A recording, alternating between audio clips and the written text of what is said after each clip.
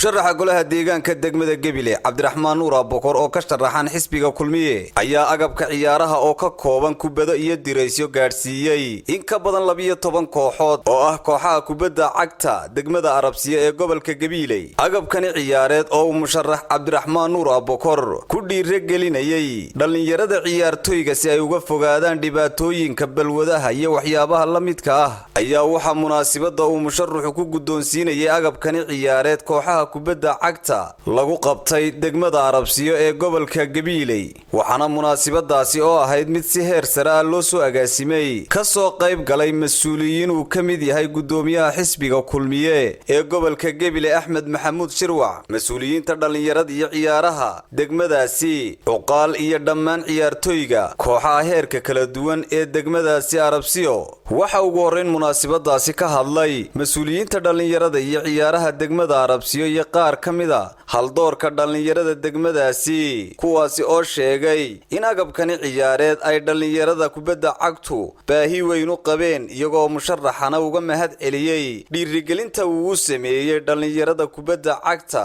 isagoo xogaya ayaa wuxuu na siiyay 22 dris. haddaba maanta markuu isagu xildhibaankii yahay wixii hore loo gashaday wixii uu maanta inoo soo gaarsiiyana inaynu ka gudoono xaq baynu leenahay inuu garab istaago oo dhammaanteen ma garab istaagana diyaar ma nahay. runtii waa xaflad qiimo badan oo musharaxeedii aan maanta ku soo dhaweynayno. kollay waxaan u baahanahay u filayaa musharax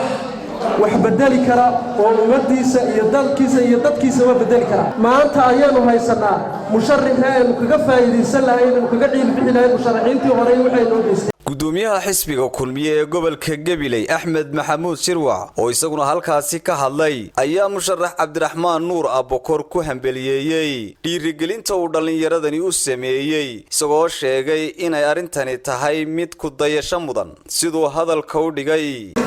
qofka waxaad ku xulataa muxuu ka qaban karayaa golaha deegaanka ee ku socdo arrimaha bulshada ee ummaddu u baahan tahay, taas ma lagu xulanaya. qof kasta haddii qof soo sharaxo yiraahdo musharax baan ahay, musharaxani muxuu soo wadaa, muxuu ummadda ka tari karaa, muxuu qaban karaa, jeedadu waa taas. Cabdiraxmaan anagu waxaanu ku qabnaa kalsooni badan, waa nin dowladda badan soo shaqeeyay, waa nin xogiyihii ugu muddada dheeraa ee dowladda hoose ee Gebile ka soo shaqeeyay.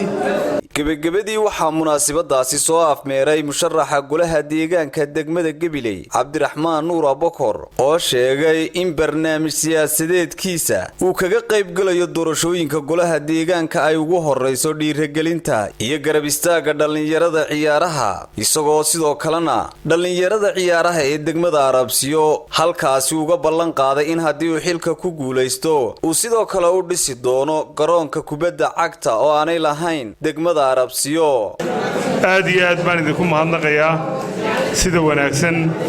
ee aad igu soo dhaweyseen degmada Arabsiyo oo aad tihiin dhalinyaradii sportska ee degmada u ciyaaraysay. degmada Arabsiyo murashaxa u tartamaya ee u tagaya golaha ayaan doonayaa inaan ka mid noqdo, kuna soo celiyo bulshadiisa waxyaabaha ay u baahan yihiin. maanta baahiyaa ka jira magaalada. markii aan xogeeyaa dawladda hoose ahaa qayb libaxba ka qaadan jiray baahiyaha magaalada ka jira, hadday tahay kawaanka la dhisay, hadday tahay wadooyin laga sameeyay magaalada, hadday tahay gabyanka, dhammaantood iyo wixii ay u baahan yihiin dhalinyaradu qayb baa ka qaadan jiray. maanta dhalinyaradiinnu waxaad u baahan tihiin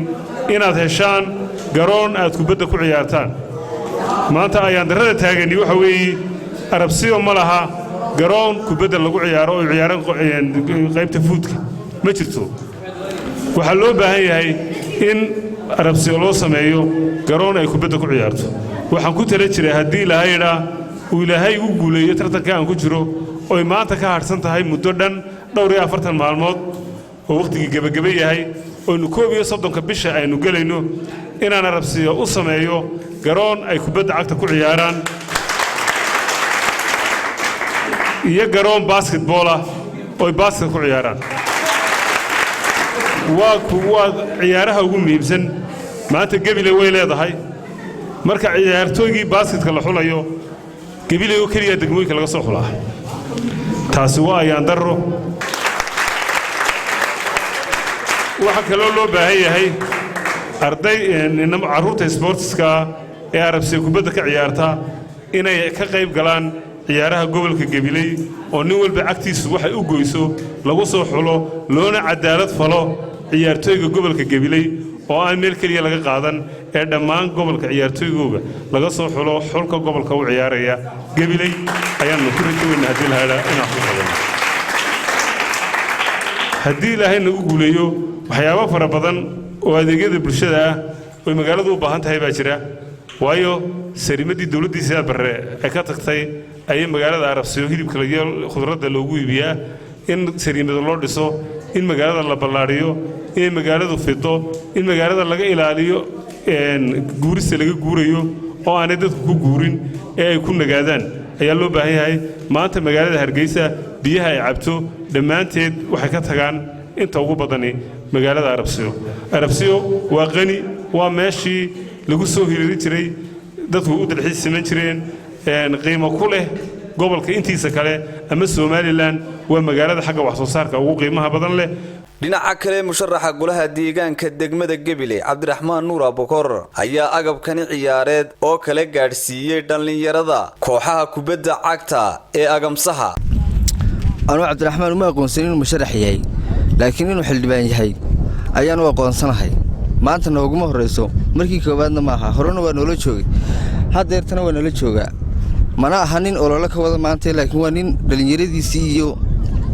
uu yimiday Sakariya Nuux Ibrahim codka bariga Afrika gobolka Gabiley